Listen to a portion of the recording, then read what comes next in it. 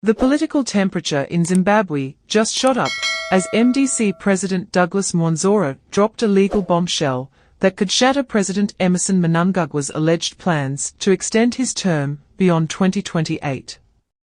In a fiery press conference in Bulawayo, Mwonzora, one of the key architects of Zimbabwe's 2013 constitution, declared that Mnangagwa has no legal pathway to stay in power unless he declares a state of emergency or wins a national referendum.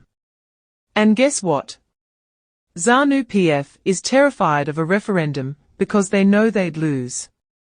Mwonzora didn't hold back. He slammed recent attempts by ZANU PF-aligned lawmakers to push for term extensions through parliamentary motions, calling it a complete misunderstanding of the law.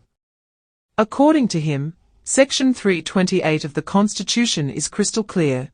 Any amendment to presidential term limits must go through a national referendum, just like changing the Bill of Rights. And here's the kicker.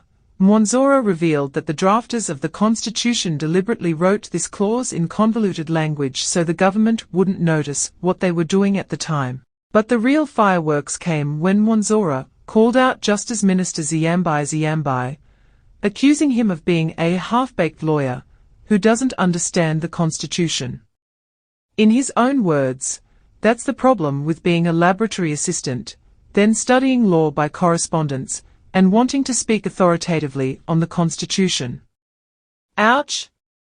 Mwonzora didn't stop there. He reminded everyone that even former Justice Minister Patrick Chinamasa, a ZANU PF heavyweight, admitted last year that extending term limits would require not one, but two referendums, one to amend the term limit clause and another to allow Mnangagwa to benefit from the extension.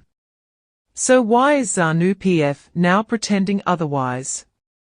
Simple, they are scared of losing a public vote. And here's the chilling part.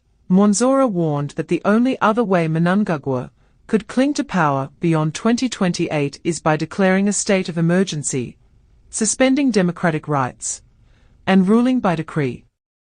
But even then, the Constitution sets strict time limits on such emergencies.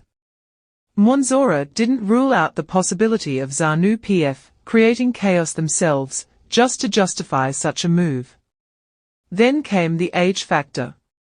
Mnangagwa is 83 years old now. By 2028, he'll be 86. If he somehow gets a third term, he'd be 91 by the end of it. Mwonzora's question to Zimbabweans: why should we be ruled by geriatrics when we have capable young leaders? This is a huge moment in Zimbabwean politics. If Mwonzora is right, and legal experts like Lovemore Madhuku, Welshman Cube, and Tendai Biti agree with him, then Mnangagwa's only options are a risky referendum or a brutal power grab. Neither looks good for Zimbabwe's future. So what do you think? Should Mnangagwa respect the Constitution and step down in 2028? Or do you think ZANU PF will find a way to bend the rules?